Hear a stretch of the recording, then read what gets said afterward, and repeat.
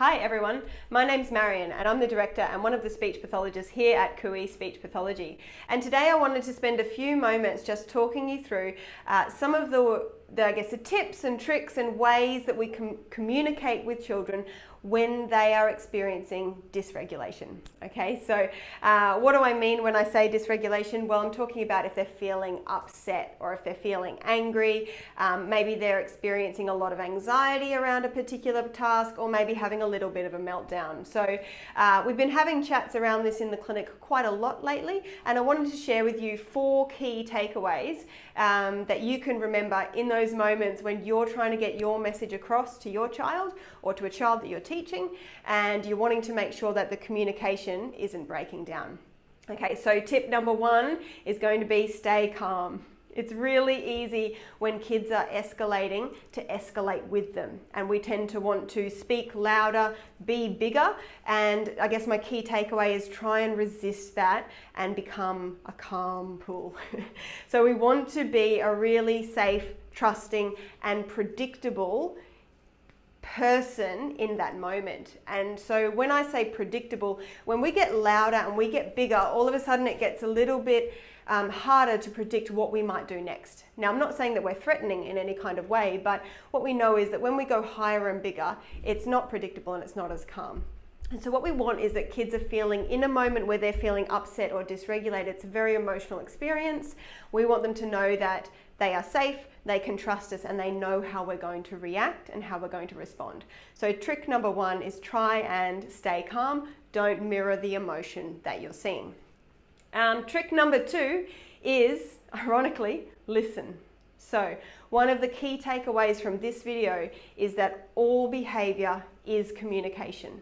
So when we're seeing behavior that we don't want, or behavior that's intrusive, maybe kids just won't wait, they're throwing tantrums, they're yelling, they're absconding, or they're showing us with their body something that they're feeling. This is particularly true for children who are non-verbal or minimally verbal and who may not be able to express themselves in those moments. So trick number 2, or tip number 2, is to stop and see if you can try and listen to what they're actually trying to tell you. Now, that will be made easier by tip number 3, which is get down to eye level. So again, don't try and stand above and fight with a child.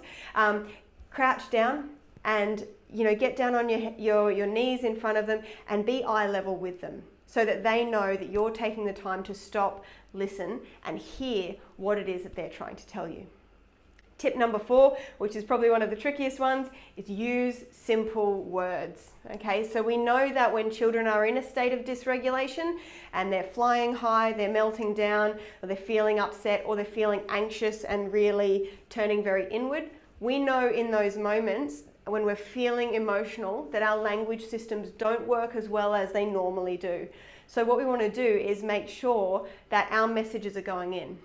If we're using big, long sentences in that moment with lots of if, then, because, when, if this happens and then we'll do this, then there's a chance that our messages won't get in. So what I want to do is reduce the length of our sentences. Keep them really short and really explicit. Say exactly what you want the child to do. Give them the clear instruction. Now, I've got a couple of key props here to help with this.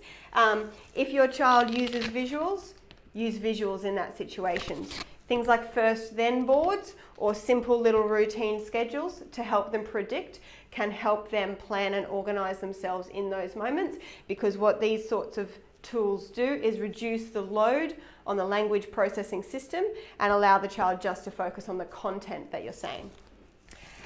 You can, of course, get a bit more sophisticated and design boards that can help with this, or in fact, use your child's AAC system if they do have one. So something like Proloquo to go, or a pod book, which would be absolutely fine. Now, you might sort of think, wow, this takes so much time. But remember, in those moments, our processing drops. So slowing things down is actually fine. So what we want to do is maybe do something like, oh, let's stop. Okay? It's not time to go. We need to do some waiting. So we're going to wait. We're going to wait and we're going to sit. And so you can hear me just using core key words. We've got a visual as we're going along, and I'm using the child's communication system to talk to them, not relying on them understanding my communication system. Obviously, that's if your child is using an AAC system already or you're moving towards that. Another way to communicate, and we do this really naturally all the time, is using keyword sign. Okay, so for example, I've got my iPad here because I wanted to show you the Keyword Sign Australia app, where you can actually search for what the sign is for certain keywords. Okay, so this might look like in a moment you can see a child's melting down. They really just want to leave. Often in the clinic, this can happen when parents are making an appointment and the kids are just desperate to go. They just want to get back in the car and get out.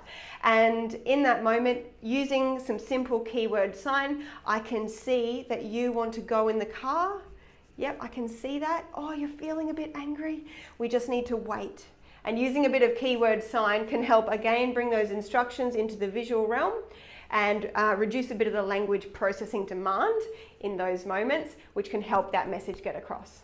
So to sum up, we want to stay really calm, make sure that we're listening for what the child is trying to tell us in that moment with their behaviour, not just responding to the behaviour itself.